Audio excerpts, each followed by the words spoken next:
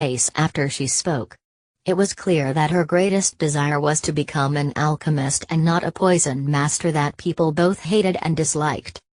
Eyeing the dejected-looking fairy doctor, Zhou Yan smiled, handed over the seven-colored scroll and said, "This is quite a good thing, but it would require much time and effort in order to master it. Just training.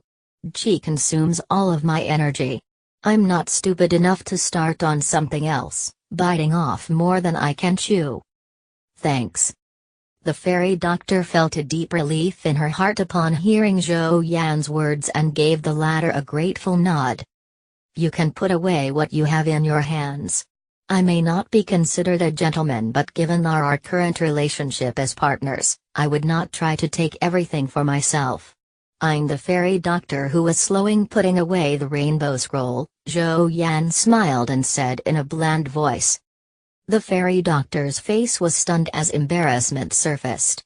She unclenched her hand, revealing a small bag of green powder on it. Being caught red-handed by Zhou Yan, the red-faced fairy doctor was at a loss for words. "Forget it.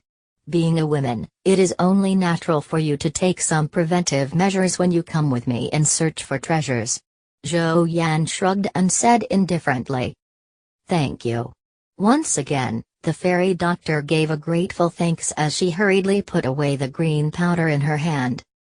Zhou Yan touched his face and shifted his gaze towards the second stone container. He inserted a key in and slowly probed the interior. What was the effect of the green powder? As the key in his hand was slowly being inserted deeper into the lock, Zhou Yan randomly threw out a question. "This was made with drunken dragon grass and a couple of other medicinal ingredients with a sedative effect.